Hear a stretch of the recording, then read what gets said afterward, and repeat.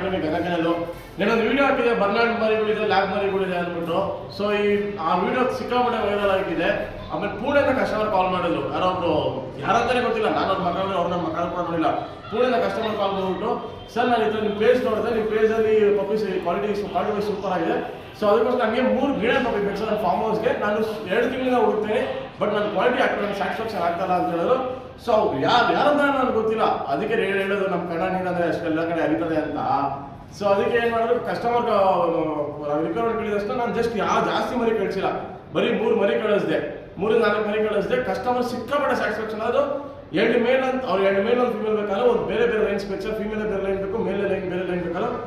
ಬರೀ 10 ನಿಮಿಷದಲ್ಲಿ 2 ಮರಿ ಮೇಲ್ ಮಾಡಿ ನೋಡಿದ ತಕ್ಷಣ ಸೊ ಸಿಕ್ಕಾಪಟ್ಟೆ ಇಷ್ಟ ಆಗಿ ಮರಿ 10 ನಿಮಿಷ ಮರಿ ಕನ್ಫರ್ಮ್ ಮಾಡಿದ್ರು. ಅವ್ರು ಯಾರು ಅಂತ ಬಟ್ ಒಂದು ಮಾತಾಡೋದು, ಸರ್ ನಿಮ್ಮ ಪೇಜ್ ನಂಗೆ ಇಷ್ಟ ಆಯಿತು, ಬಟ್ ನೀವು ಯಾರು ಏನಂತ ನನಗೆ ಗೊತ್ತಿಲ್ಲ, ನಿಮ್ಮನ್ನ ಬ್ಲೈಂಡ್ ಟ್ರಸ್ಟ್ ಮಾಡ್ತಾ ಇದ್ದೀನಿ ಸರ್, ಟ್ರಸ್ಟ್ನ ಬ್ರೇಕ್ ಮಾಡ್ಕೊಂಬಿಡಿ ಸರ್ ಅಂದರು.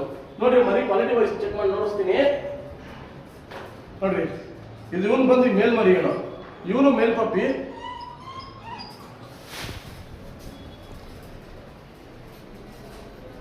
ಇವನು ಮೇಲ್ ಪಪ್ಪಿ.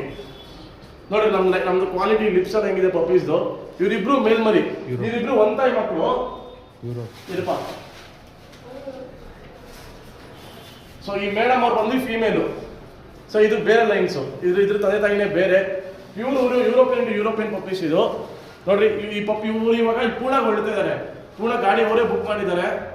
ಸೊ ಅವ್ರು ಯಾವ ಬಸ್ಸಿಗೆ ಮಾತಾಡಿದ್ದಾರೆ. ಸೊ ಅವ್ರಿಗೆ ನಾವು ಟ್ರಾನ್ಸ್ಫರ್ ಮಾಡ್ತಾ ಇದೀವಿ. ಯಾವುದೇ ಕಾರಣಕ್ಕೂ ನಮ್ಮ ಹತ್ರ ಕ್ವಾಲಿಟಿ ಕಾಂಪ್ರಮೈಸ್ ಇಲ್ಲ ಸರ್. ಯಾರೇ ಇದ್ರು ಇಷ್ಟ ಆದರೂ ನಮ್ಮ ಬೆಂಗಳೂರಿರೋ ನಮ್ಮ ಸ್ಟೋರ್ನ ವಿಸಿಟ್ ಮಾಡಿ, ನಿಮ್ಮ ಜೊತೆ ನಿಮ್ಮ ಪಪ್ಪಿ ಲೈವಲ್ಲಿ ನೋಡಿ ಇಷ್ಟ ಆದರೆ ನಮ್ಮ ಹತ್ರ ಬುಕ್ ಮಾಡ್ಕೊಳ್ಳಿ. ಸಪೋಸ್ ಔಟ್ಸೈಡ್ ಎಲ್ಲ ಇದ್ರೆ ನಮ್ಮದು ವೆಬ್ಸೈಟ್ ಇದೆ, ಪ್ರಾಣಿಪ್ರೇಮಿ .ಸ್ಟುಡಿಯೋ ಅಂತ. ಅದು ವೆಬ್ಸೈಟ್ನ ಓಪನ್ ಮಾಡ್ಕೊಂಡು ಚೆಕ್ ಮಾಡ್ಕೊಂಡು